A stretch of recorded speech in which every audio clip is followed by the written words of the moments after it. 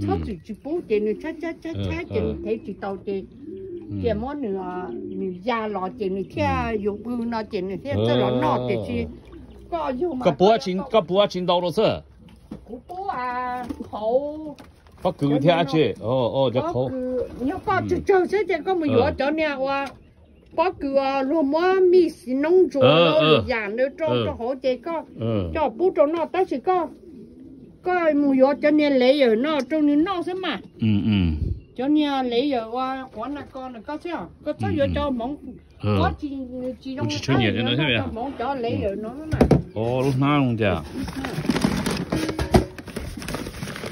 nó mà lúc nào vô trong nên nó tự nhiên nó mà nữa họ qua nhỏ bó bể ở lúc nha xuyên bó bể nhà nó bố bé giá kỳ heo bé nè, bé mà nuôi uo kia nuôi lú company đó nuôi uo, chế ướm một uo bé xem. Giờ lú company ha, chỉ kỳ thế吧?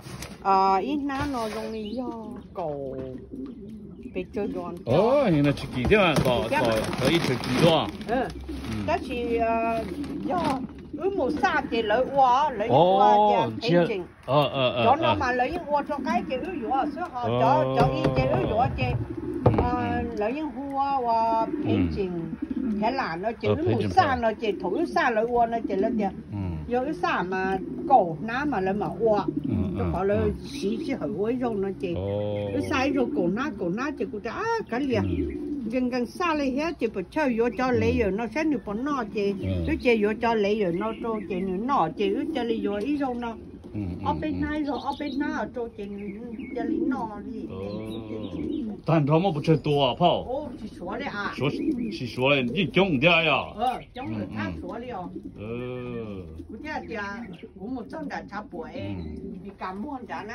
种哈每家都个菜，我们弄过的，你都别种那种的。真弄的。那都有啊，我讲那有啊，但我查包的东西别种呢。那个叫到我们找到有啊。对的。itu giờ cũng bao giờ nâng cầu gì đó là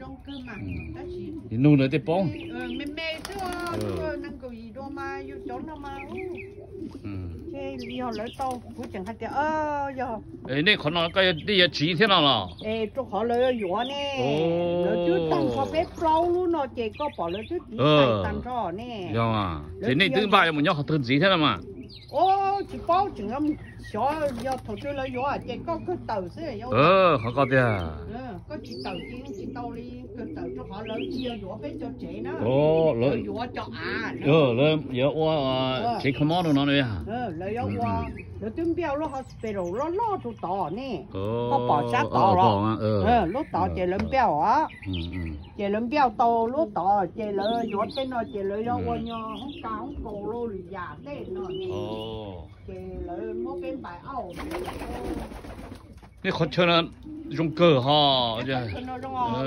là chỉ cho